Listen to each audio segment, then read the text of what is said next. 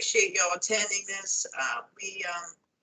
You know, as you know, we receive a number of applications on a regular basis, and one thing that that we want to be sure of is getting all the required information in the application so that we can process the permit expeditiously and continue our reviews with the all the internal coordination, all the maps, the drawings, everything we need for coordination with Fish and Wildlife Service and that sort of thing. And we put together this PowerPoint that kind of gives you a little bit of guidance on some of the items that we do need to help expedite the process. And I can say that the majority of the applications we get from you all, it has been great. You really have a great team, and it's been a pleasure working with everybody. Everybody's so easy to work with, and if we have questions, RAIs, and something's not clear, you folks come back and ask for clarity, and it's just been a pleasure working with you all. And I think you know, our team has been built strongly over the last 6 months or so, and we've had really good relationships, and I think that we're all comfortable asking questions if we have some.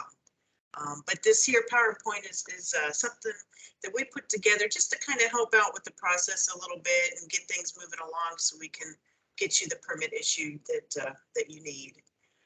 So we'll start off here. It's going to be Veronica Beach and I. Veronica and I are on the FDOT team for the Corps. I am located in Fort Myers, Florida, and Veronica is up in Panama City, Florida. So we work together a lot on some of these projects. And Matt Dimitrov is also with the FDOT team. He's not with us today, but very hard worker. And the three of us working together along with your team, it's just, it makes the process a lot easier. So we'll go ahead and get started with the presentation. Go on, Veronica, if you could, to the next slide. Some of the objectives of today's PowerPoint, we're going to talk about Corps' authority, our area of responsibility, successful submittal of an application, the contents of an application, some drawings and what is needed there, some of the consultation documents needed, and some other helpful items to you know, if you could submit those items, that makes the process expeditious as well. And if y'all have any questions, if you could just kind of take note of those questions, and at the end of the PowerPoint, we can take those at that time and get you the answers we need, if that works for everyone. Okay, we'll start out with the Corps' authority, touch base on that. Section 404 of the Clean Water Act. I know you're all familiar with that, but it's basically a permit is required for the discharge of dredge or fill material within waters of the United States. As we all know, we have the Florida assumption that took place. So information on the Florida state assumption can be found in the Memorandum of Agreement, or the MOA, between FDEP and the Department of Army Corps of Engineers, dated August 5th, 2020. We wanted to mention the assumption because it is a big part of our program right now. And we didn't want to go into a whole lot of detail on that in our slides today, but we did want to reference the material that you can look at and kind of get some of the basics down on what it is and who has jurisdiction where and that type of thing.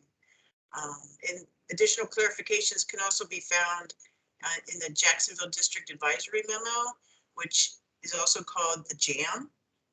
That has now been, we are able to release that information to the public. So if anybody wants a copy of that JAM, please let us know and we can get that for you. Okay, so another core authority is the Rivers and Harbors Act, Section 10. And this is where a permit is required for work in, over, or under navigable waters of the United States. That includes waters subject to ebb and flow of the tide. Waters that are used or have been used or may be used to transport interstate or foreign commerce. And more details on that can be found there at 33 CFR Part 329. Under the Rivers and Harbors Act, we also have Section 14, which clarifies the requirements to any changes to the civil works projects. And this is where section 408 comes into play. So those are some of the Corps' authorities that we deal with on a regular basis. Next slide. This here is an illustration of the section 103, section 404, and section 10, some of the authorities we have. This illustration shows where the mean high water line is, or the high tide line, when it comes to tidal waters. So as you can see in the illustration to the left, we have tidal waters, and it shows the high tide line, the top red line going across. Okay, so any work below that high tide line is considered fill. Okay, so that would be covered under section 404 and also section 10 because it is tidal waters. And then in the middle there you have the uplands, and on the right hand side we're talking about freshwaters. So in this section we're dealing with section 404 and section 10. However, this is considered the ordinary high water mark, and that is that red line. Anything below the ordinary high water mark is considered fill, which would fall under section 404. And then of course you have wetlands, freshwater wetlands that extend landward, right there where the cursor is. Yep. Those can also be considered waters of the United States, and that is determined by jurisdiction. So jurisdictional determination, that sort of thing, we can go out to the site and do some studies on that. Section 103, could you back up with me? I think section 103, ocean discharge of dredge material, that's something that we also regulate, typically for, you know, if you're dredging material or transporting out in the ocean for discharge, that would be under section 103. I just wanted to briefly mention that. We don't get a whole lot of that, but sometimes we do. So, okay, next slide.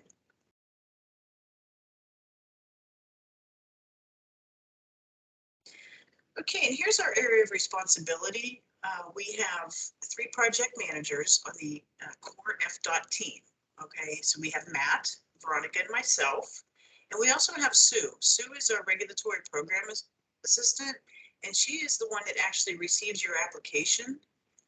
It goes through a process where it's tracked, and then from there it goes to our section chief, Lisa Laverne.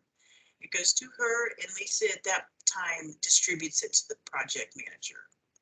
So application comes in, Sue will grab it, Sue will organize it, put it in the tracking system, and from there she'll send it to Lisa Laverne, our section chief, and then Lisa will disseminate it to the appropriate project manager that covers that area of Florida. So as you can see, Matt Dimitrov, he covers District 2, 3, 5, and 7. Veronica covers, lucky her, she covers all the districts. She covers all of Florida. Veronica focuses on the nationwide permits, not all of them, but a lot of them. And then you got myself that I work for District 1, 4, 6, and Turnpike throughout the whole state. Next slide. Okay, this is our jumping right into our application form, also known as the ENG 4345. One thing that I do want to mention here is this can be found on the Jacksonville District's website. And if anybody wants a link to what is called our source book, all the information you need, application forms, any kind of regulation, any kind of consultations we have to do, templates, that sort of thing. It's under the Jacksonville District source book. And again, we can send you that link, but jumping right into the application form here, the most current form we have actually expired February of this year. But if you look at the top right-hand corner of the form, you can't really see it on this slide, but we will be bringing up the application form in a more viewable sense. But the top right, it talks about the expiration date being February of 2022. There are a number of application forms out there, whether they've, just sat on hard drives for a long time or whatnot, that have expired in 2018, 2016. We want to be sure we're using the one that actually expired in February of this year. Headquarters is working on an updated version, but with everything going on with the program changes and that sort of thing, those are our priorities right now. Okay, and you want to submit your applications to this email address, and you all are going to get the slides, I believe, or Jonathan has them. But this email address is where you want to send the application to. And that includes the application form, your drawings, your environmental assessments, your surveys, anything that goes along with that project. You want to submit it to that email address. A lot of those packages are going to be larger than 20 megabytes. You can request from the project manager a link, and we will send you a DoD safe link where you can upload the largest size you have into there and look at it. We can download it from there. You also want to make sure you reference the SAJ number in the subject line of any email to us. And also, we want to try to maintain consistent project names. The thing I think that it's very important we focus on is the SAJ number, because project names can be changed throughout the process for whatever reason, administratively for whatever reason. So the SAJ number is our key. And that's what we want to use in the subject line of every emails, DoD safe link, whatnot. You also want to try to include the FPN or ETDM number if it has one.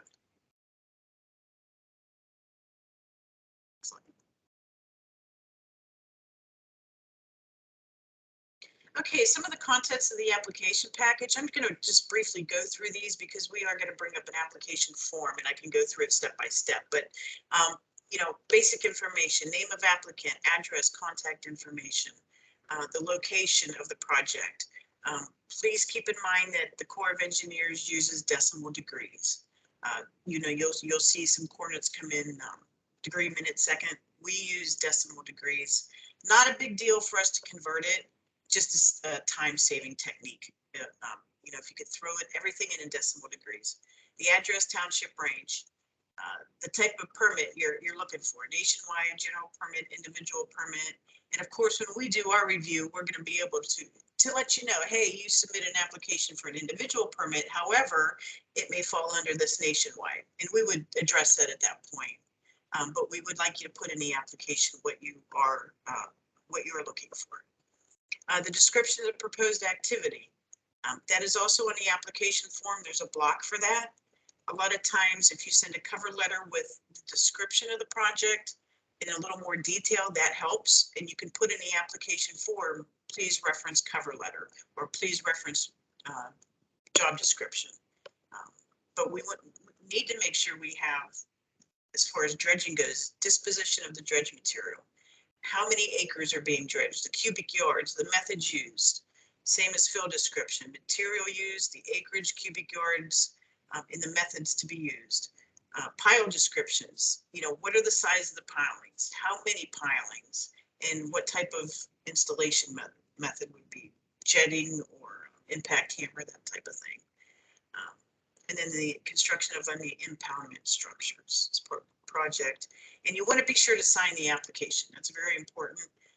If you have an agent, the agent also needs to sign that application. If you don't have an agent, then you only need to sign the applicant portion of it. And next. Make sure you list the adjoining property owners, please. That's very important. If it's a standard permit or an LOP, we need to get letters out to the adjacent property owners describing the project and asking for comment. Aerial map of the project location, project drawings, vicinity map, plan and cross-sectional views would be great. Direct and indirect impacts to waters of the U.S., which includes impact drawings. It's very important that we receive impact drawings. I mean, engineering drawings are great, but I'm a biologist personally. I'm not an engineer. So although I know how to read engineering plans, that's part of my job, but it's so much easier if you can all send an impact drawing as well, showing where the construction is going to take place. Where's this wetland at? How many acres? Is this in other surface water? Where's that out? And a lot of people use color coding for that too. Other surface waters will be in blue, wetlands will be in green, that sort of thing. That helps us a lot. So provide the quantity and type of temporary impacts, such as turbidity curtains, anything going in the waters of the U.S. that is going to be temporary, anything going in. It could be, you know, like I just said, turbidity curtains. It could be, I'm just trying to think off the top of my head here. Sometimes they'll put in bulkheads as a temporary protection while they're doing construction. So temporary impacts are very important. We need those. Amount of loss of waters in the United States. How many cubic yards, the acreage of that area, how many linear feet. And then you also need to mention your avoidance, minimization, and mitigation. The first thing we need to do is try to avoid all impacts to waters in the United States and wetlands. If we can't avoid them, then we have to show where we look to minimize those impacts. And if we can't minimize and we have to take out some special aquatic resources, then we have to have a mitigation statement. And then the definition of a complete application can be found at this regulation, 33 Code of Federal Regulation 325.1 D 1 through 10. Keep it in mind that this is just kind of like a list of guidance we're providing you that I just went through, but the details are in that CFR. And also, you know, the complete application list in CFR does not always mean that's enough information to make a decision. So we may have to come back to you and ask for additional information. And real quickly, if we could bring up the application form. Good job, Veronica. Oh, that was quick. All right, so as I mentioned earlier, the top right corner expires 2/28/2022. Again, that is the current application we are using, and it is being updated as we speak. So, okay, if you could scroll down, please. All right, so the application number, field office, date received, that's all ours. That's all for internal use. Block number 5, applicant's name. Please make sure you put their email address in there. We have to be able to, you know, contact the applicant themselves, which is usually most of the time, I've thought. And then, of course, the number 8, the authorized agent's name. It's your agent. Make sure their information's in there. And the rest is pretty self-explanatory. Once we get down to number 11, this is where you want to put the agent's name. I hereby authorize so-and-so to act on my behalf as my agent. And then you sign. The applicant signs. Okay, now if you don't have an agent, all you have to do is sign the very bottom of the application, which is right there on the left. Okay, and if we can jump back up the form a little bit here. Okay, right there, block number, fill all the rest of this in. You got to fill in as much as you possibly can. Number 13, name of water body. Number 15, please, decimal degrees. 16, state tax parcel ID is important. All this information, section, township, range, directions to the site. And typically when we do directions to the site, we pick a main highway, such as I-95. So from I-95 near Indian Town Road, you head south. And then you have to put the mileage in between. And we can always go back and get this information as well. It just, if we can get this information in the application, it'll obviously expedite the process. And number 18, nature of activity. What is the job? What's your project? Include all the features, such as, you know, we have putting in we're widening a highway. Okay, so on the east side of the highway, we have a school. You know, you want to make sure you put the school in there. Put the school in here, because that's considered secondary impacts, possibly. I mean, you're talking about, you know, just anything that, if you have a preserve to the west of the project, you want to put that in there. Project purpose, highway widening, turnpike widening. Reason for discharge, discharge is considered fill. You got to put that in there too. Types of material being discharged. Now keep in mind, block number 21, material being discharged, that is fill as well. So if you're dredging, if you're filling, because a lot of times in blocks 22, 21, 22, and 23, they think we're just talking about dredging. I'm sorry, blocks 21, 22, they think we're talking about dredging. We're talking about fill too. So we need to know the amount in cubic yards of fill. Surface area, acres of wetlands, other waters filled. Okay. Description of avoidance, minimization, and compensation. Very important. That's all filled in. And block 24 is any portion of the work already complete, self-explanatory, yes or no. If yes, you want to describe in there what was done. 25, adjacent property owners. Block 26, please make sure you list all the permits or applications that you have in here. And then 27 is the signature block. Thank you, Brody. And keep moving along here, the next slide. Okay, some of the other information that you'll want to submit is your jurisdictional determination. We need either a preliminary or an approved jurisdictional determination request for any section 404 waters. If it's section 10, we do not need to do a jurisdictional determination unless it is a special case where, you know, we feel that there's, I don't know, an iffy boundary between what is waters of the US and whatnot. So we may still ask for one, but for all section 404 projects, we need a jurisdictional determination. And some of the data sheets and that sort of thing can be found in the 1987 manual and regional supplement. Compensatory mitigation, we need data sheets, scores, proposed mitigation for the site, and what bank you're going to be using. Any previous permits, SAJ numbers, federal listed species potentially affected, very important. Any kind of surveys that are going to need done, it's important to send those along with the application so we have everything in hand. If you send it all at once, that eliminates RAIs and expedites the process. Essential fish habitat resources, any historic properties. If it's on tribal lands, we definitely need to know that. And Veronica is going to get to this, but just a quick touch base on it. Tribal lands, we have to do all the consultations with Fish and Wildlife and National Marine Fishery Service on tribal lands, whether it's state funded or federally funded, we have to do it.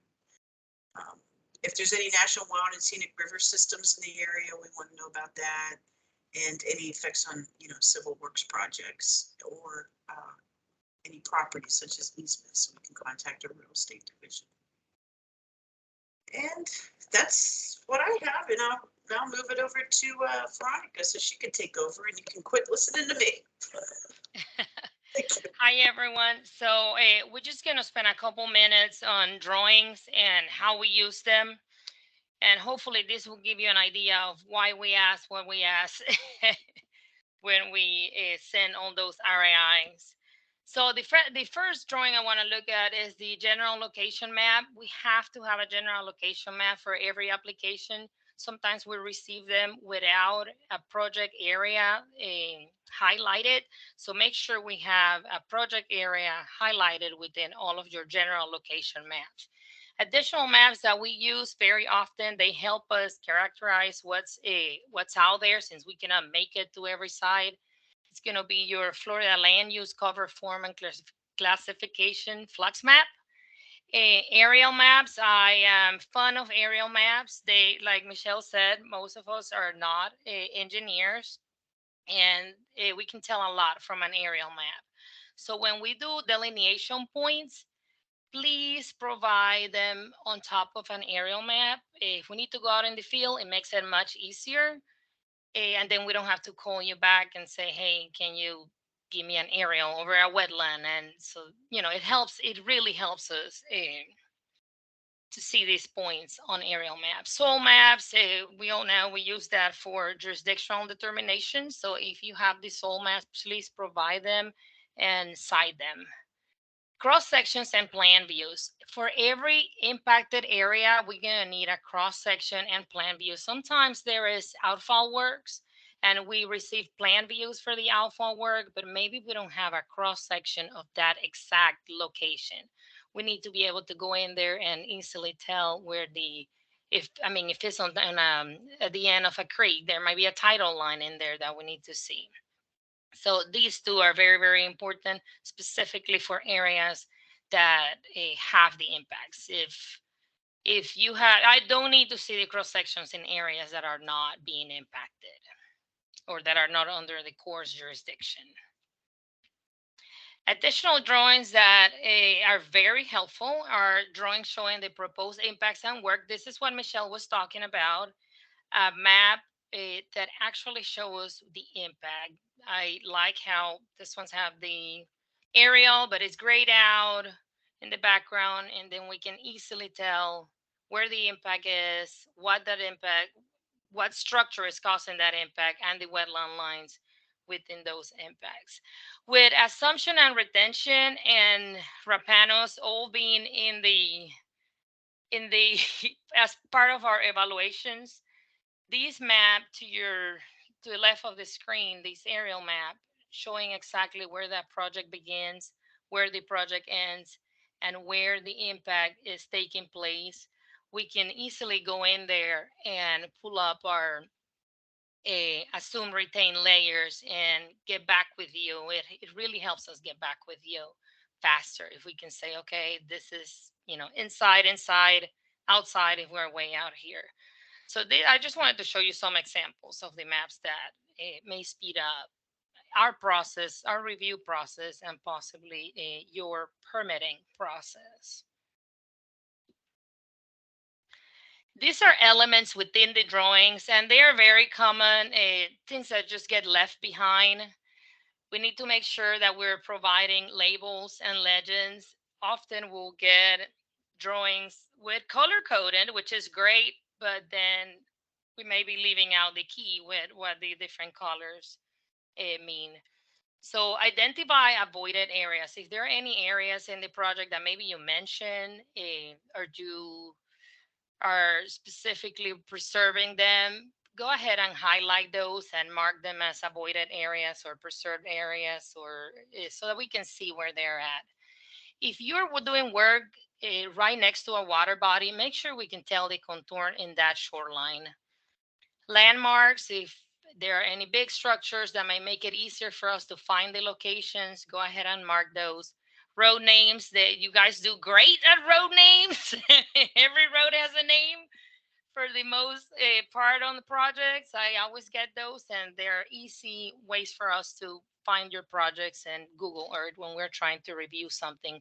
Scale bars, north arrows, citations, if we're providing flux plans, soil maps, or any kind of map that you borrow from a different agency, just go ahead and cite those.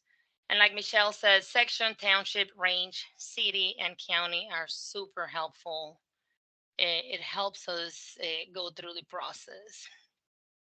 Additional elements that we need to include in every single drawing in areas, specifically in areas where the impacts are located.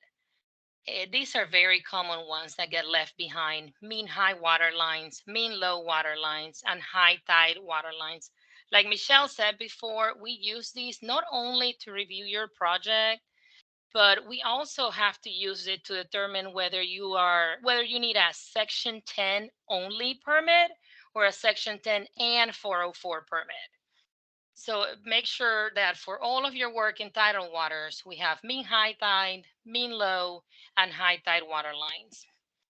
For projects in non-tidal water, fresh waters, lakes and whatnot, then we're gonna need the ordinary high water marks.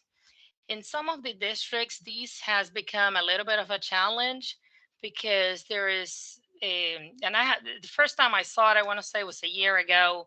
There was a project that was in a canal that had control structures, and the water level is managed in those areas. So what I can't remember what the district was able to provide was the design water line. The design water line is okay, we worked with it, but the ordinary high water line, it's always preferred. Wetland lines, make sure if we get any kind of drawings, either being aerials or engineer drawings, make sure you have wetland lines. I have had to go back and forward in between, 2 pages forward, 3 pages back to try to find where the wetland line and overlay that over some impacts or over the road. So having everything at the same location, specifically that impact map. If we can add wetland lines to all the impact maps, that that that will make my day. And existing and proposed structures clearly defined. If there's an existing outfall, an existing riprap that may or may not be removed, but it's already on site, please mark those and make sure that we can tell what's existing and what's being proposed and what's being teared down. That's good information for us. When we write that project description, we want to be as specific as possible, and we're trying to make sure we don't leave anything out of your permits. So if you have an outfall, and I'm not sure if it's a new outfall or an old outfall, I might skip it in the review or not look at it and not add in your permit, not knowing that it was possibly a new one. So make sure you mark existing and proposed structures. This one right here is for projects that are right next or in close proximity to federal channels or other navigational channels. For all those projects, we're going to need the distance between the proposed activity and the nearest edge of the federal channel. This website right here is a great source. It's the Corps of Engineers surveys, and you can download those KMC layers and use that to measure your distance from the edge of the channel to the beginning of your project. Width of the waterway, if you're working in narrow water bodies, we're going to need to know these. So it doesn't matter if you put it in the writings or in the drawings, but we need to be able to find these, at least the width of the water body where you're working. It doesn't have to be, we don't need to know the water body 500, the width 500 feet from where you're at, but right where you're putting your outfall or right where you're putting your structure, your head wall or something like that. So like I said before, we have to, when we do our reviews, we have to look at rapanos, we have to look at assumption. Having information on culverts or any kind of connections that may potentially help us determine whether your project is assume or retain, it's very important. There is projects that if we know they are connected, we may be able to grab, and that's where these comes in play for that assume retain decision and for the rapanos decision. Goes back to jurisdiction. And then fill and dredge areas, I have received, and you guys do a really good job at these, where I get drawings that specifically highlights, and you will put in a different color or hatch it. Would receive plans that have a big area mark and says fill area. Make sure these ones right here are as accurate as possible so that we get a good acreage, and make sure that they also have the cubic yardage. I always get the fill and dredge area. The acreage, we always get it in there, but sometimes we leave out the cubic yards. And this is information that we have to put in our database. And if you send it to us, then I don't have to go back and ask you for the cubic yardage. I sometimes try to calculate it, but you all do a much better job at doing that. Let's see. Apologize for this slide being a little bit busy, but I wanted to go over what the Corps needs for all the different types of consultations. So if the let me go back. So the Department of Transportation has the authority to do consultations for federal highways for all of the projects that have federal funds. If your project has federal funds, you can go ahead and do your Fish and Wildlife consultation, your National Marine consultation, and your EFH consultation. For projects that are state funded, then the Corps has to do all of the consultations. And I'll give you all an example. If you have a project that requires U.S. Fish and Wildlife Endangered Species Act consultation, and your project is federally funded, then the Corps is going to need a copy of your consultation letter with the programmatic keys that you use. We're going to need the concurrence letter signed by the resource agency, in this case, Fish and Wildlife. We're going to need copies of the biological opinions if one was issued, and all of the commitments that FDOT has made with U.S. Fish and Wildlife. So if Fish and Wildlife requested a specific survey or a specific mitigation, we need to have all those commitments.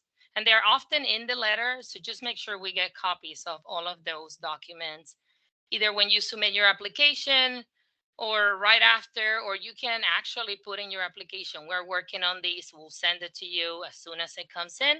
That way we don't have to go back and ask for it.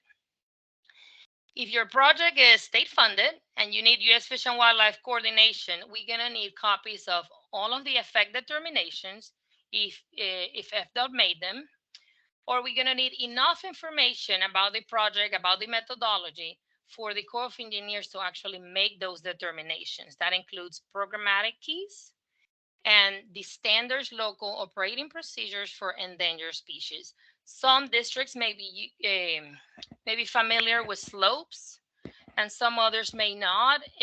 It's a programmatic key that covers certain species in certain areas of the state. The Panhandle has several of them. So if you need consultation with National Marine Fisheries Service for ESA and your project is federally funded, it's very similar to the U.S. Fish and Wildlife requirements. We're gonna need consultations requests with the effect determinations, concurrence letters, biological opinions, and the commitments.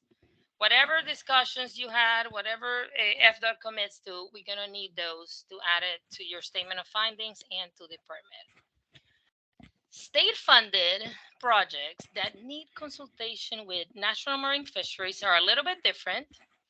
The Corps, has two different ways that they can address those consultations. The first way, which is the fastest, the easiest, and the most efficient one, is using the Jacksonville District Programmatic Biological Opinion, also known as JAXPO.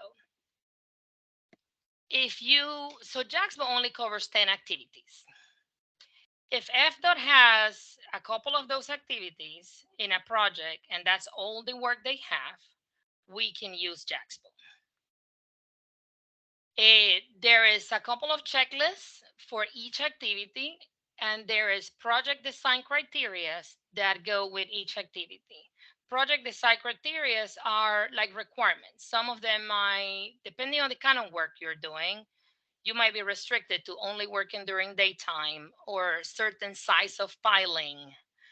But this coordination it will expedite. If you can design your projects to where you meet the JAXPO project design criteria, that would expedite the National Marine Fishery ESA consultation. If you're doing an activity that does not meet any of the 10 activities covered under JAXPO, then we have to do an informal or a formal consultation with National Marine Fisheries Protected Resource Division. And I have provided Jonathan with a template, which is the template that the Corps of Engineers has to complete in order to initiate consultation with National Marine Fisheries. And I wanted to share that with everyone because there is a lot of methodology questions in there. There's a lot of information, a lot of details that we have to provide the National Marine Fisheries in order to initiate that informal consultation. Jonathan, I don't know if you were able to share that. I'm guessing you'll share it with all of the districts at some point. But if you'll... Yeah, I'll be able to share with everybody after this. Okay, so if you'll have questions on those, those forms, please reach back. It's new to us and we're going to get used to it. And I just wanted to, let you all know that if we're asking for what looks like a lot of details and methodology questions, is because we have to be able to complete this National Marine Fisheries PRDs a template before we can initiate consultation for endangered species acts that are covered under National Marine Fisheries. National Marine Fisheries EFH. So very similar process. If the project is federally funded, we need a letter from the service that specifically discusses habitat conservation recommendations. Sometimes we get the endangered species one and don't get any comments on the habitat conservation recommendations portion. So if your project is in tidal waters and you're impacting seagrasses or marsh, or you're simply working along the shore on a tidal water, make sure that we get a habitat conservation recommendation letter or email. Email for EFH works. We don't need an actual PDF letter. Sometimes they will put it on an email. For state-funded projects, if you require essential fish habitat essential fish habitat consultation, we're going to require you to have a benthic survey done during the growing season for seagrasses. Benthic surveys, you're looking for seagrasses, you're looking for coral reefs, live frogs, and then you provide a copy of the benthic survey to us so that we can send that to National Marine Fisheries Habitat Conservation Division and initiate consultation in that matter. So this is a good one for pre-planning. If you know there's something that is coming down the line and you may not be applying this year, but you want to apply winter next year, make sure you do that survey during the growing season, or you're going to have to wait until the next growing season. Chippo, oops, I went back. There we go. So Chippo, you guys do an amazing job, and I want to thank everyone. I always get a Chippo letter, or 99% of the time get a Chippo letter provided by you guys. And if I don't have one, then I have to go ahead and do consultation. And Chippo is one that it doesn't matter if the project is federally funded or state funded. It's my understanding that we can still do that consultation. But you guys are providing that for the most part. Tribal lands, like Michelle mentioned earlier, tribal lands have to be done by the Corps. All of the consultations, regardless of that project being federally funded or state funded, we have to do those. So if you have a project in tribal lands, and the same with Chippo, if you have a project in areas where there is Chippo resources, and we're going to ask for a CRAS, go ahead and perform those before you submit the application so that we don't have to request it and wait on that survey. 408, I think all the districts are familiar with 408. There's two ways of submitting 408. One of them is through the water management districts. And if they are going to submit your 408 request, please send us a copy or let us know in the application that is being submitted so that we don't start the process. And that also reduces us having to go back and put in an RAI, a request for additional information, just to ask you who's going to submit 408. Is that you or is that us? So if you know for sure that Water Management District is doing it, just let us know somewhere in the application. And then if the Corps of Engineers is submitting it, please make sure we have enough information in the application to start that process, because it can be a little bit of a lengthy process. Other helpful items. So these are just a couple of things that Matt, Michelle, and myself put together, and it's like, what else would help? And this one is a big one. For all the projects, we have to complete a PJD if they are in section 404 or an approved jurisdictional determination. And then even when the projects are in section 10 waters, in our database, we have to go in there and enter specific impacts, specific site, and all of the aquatic resources within your project area. This is a cutout of the PJD form, which is the preliminary jurisdictional determination form. And right here on the 1, 2, 4 column, you see that it says estimate the amount of aquatic resources in the area. It's not the impacted area, it's the entire project area. So when you complete this form, make sure we're getting a site number. You can use your flag numbers where you did your delineation, latitude and longitudes. Make sure that you enter an acreage or a linear feet for the entire aquatic site type. So if it's a surface water, you're putting surface water, 0.5 acres of surface water within the site, or palestron wetland or whatever it may be. But it's wetland specific, and then it's all of the aquatic resources within this site, not just the impacts. And this helps us a lot because we can take this information and plug it into our database. We can take this information, use it to see what's there, and then make sure that you're not putting more impacts than the acreage that is on site.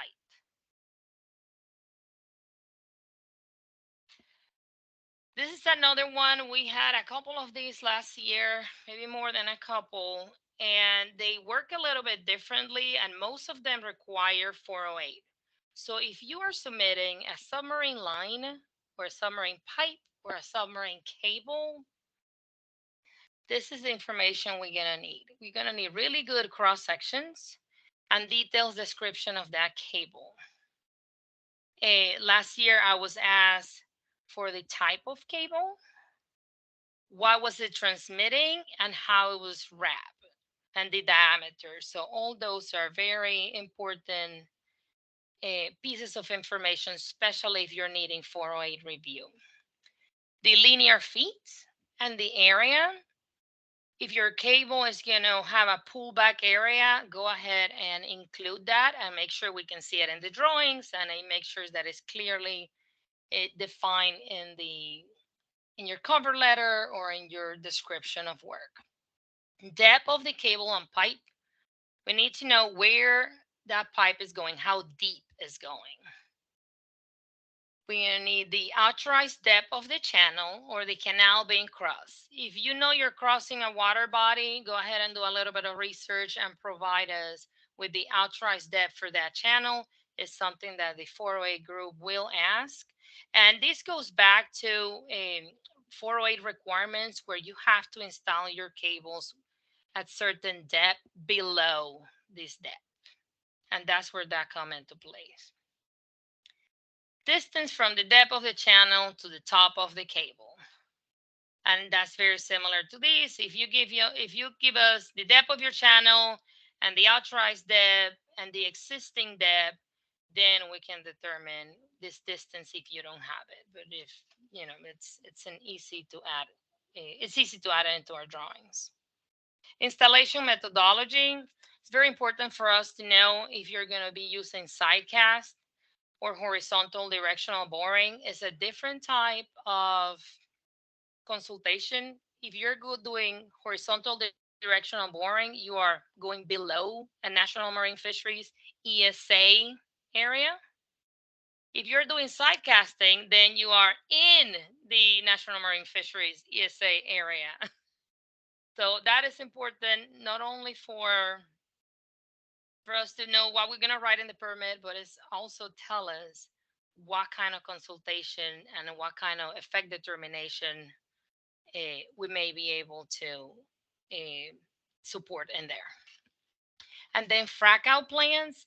If you guys are doing horizontal directional boring, we are going to need a frac out plan, and make sure that all of your frac out plans include the maximum pressure that is going to be used for the drilling. And there is an example, I know you can't see it, but at the very end of the Jacksonville document that I sent Jonathan, there's an example of a frac out plan if you're not familiar with that one, with one, if you haven't done one before. That's a really good one to start with.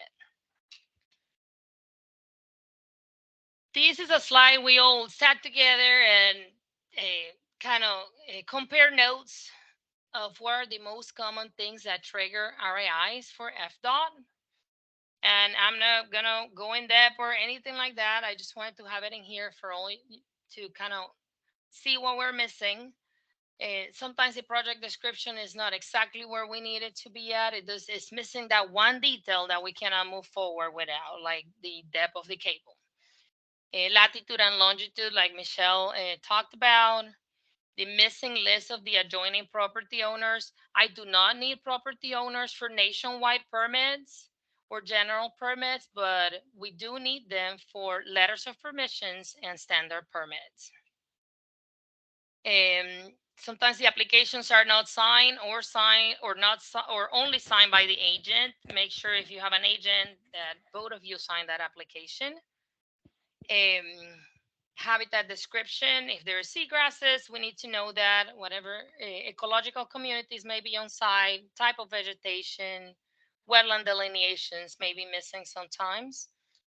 We have received really good wetland delineations, but sometimes we just forget the data sheets. Make sure we have data sheets, maps, data points, no drawings, poor drawings, missing avoidance and minimization statement.